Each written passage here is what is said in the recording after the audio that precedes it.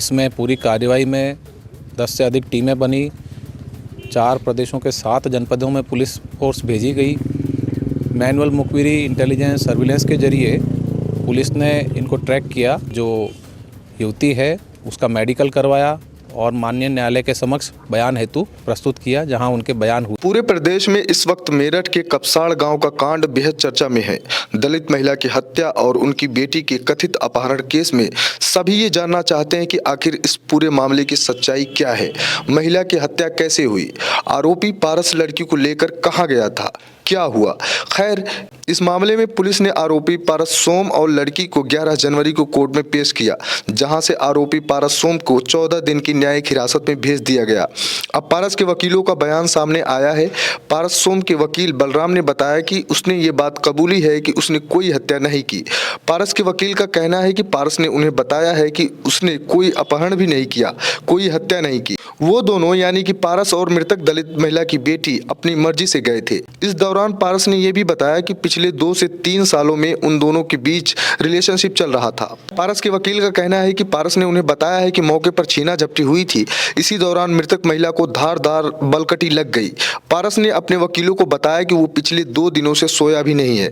आया था, जज साहब ने पूछा अपना नाम बताइए, उसने बताया जी मेरा नाम पारस है और पिताजी का नाम ये है। और मैंने उसमें पूछा कि ये क्या प्रक्रिया जो भी चली वहाँ पे, तो उसने केवल 2 शब्द कहे हैं कि मैंने कोई हत्या नहीं की है, मैं इसमें निर्दोष हूँ, मुझे बचा लीजिएगा, इसमें कि मेरे द्वारा कोई हत्या नहीं हुई है।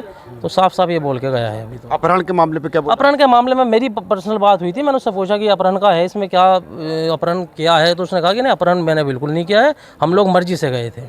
कब से रिलेशन था उसका? उसने बताया कि 2.5-3 साल से हमारा रिलेशन है। अच्छा, हत्या के बारे में क्या बताया? जो मौत हुई है उसकी माँ की, कैसे हुई? मौत के बारे में यही कहा कि कुछ छीना झपटी उस टाइम पे हुई है उन लोगों की, तो उसमें वही, बाकी इसमें कोई लंबी वार्ता नहीं हो पाई। तो इसमें इस चीज़ का पता नहीं चल पाया कि हत्या का क्या मेन रीज़न। हम जाएंगे, उससे बात करेंगे फिर।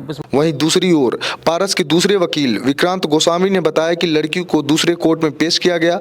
वकील का दावा है कि उन्हें सूत्रों से ये पता चला है कि लड़की ने भी कोर्ट में बताया है कि वो 2-3 सालों से रिलेशनशिप में थी और लड़के ने उसके साथ कोई गलत काम नहीं किया। लड़की ने यह भी कोर्ट में कहा कि छीना झपटी में ही उन्हें यानी कि लड़की की मां को धारदार बलकटी लग गई। में जो थोड़ा यहाँ अपने सूत्रों के माध्यम से पता लगा है, तो यही कहा है कि लड़की जो है 2-2.5 साल से रिलेशनशिप में थी और उसने जो बयान में कहा है कि उसने, लड़के ने उसके साथ कोई गलत काम नहीं करा है और छीना झपटी में ही बलकटी लगी है, उसने भी यही कहा है। हालांकि कोर्ट में पेशी के बाद पारस को 14 दिन की न्यायिक हिरासत में भेज दिया गया है। वहीं इस पूरे मामले पर मेरठ के एसएसपी ने क्या बताया है वो सुनिए। 8 तारीख को थाना सरधना में जो घटना घटित हुई थी, इसी क्रम में पुलिस ने अथक प्रयास करके 60 घंटों के भीतर जो अभियुक्त है उसे गिरफ्तार किया और जो अपहर्ता है उसे बरामद किया।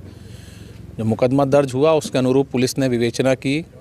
इसमें पूरी कार्रवाई में 10 से अधिक टीमें बनी, 4 प्रदेशों के 7 जनपदों में पुलिस फोर्स भेजी गई। मैनुअल मुखबिरी, इंटेलिजेंस, सर्विलेंस के जरिए पुलिस ने इनको ट्रैक किया और ये बरामदगी की गई।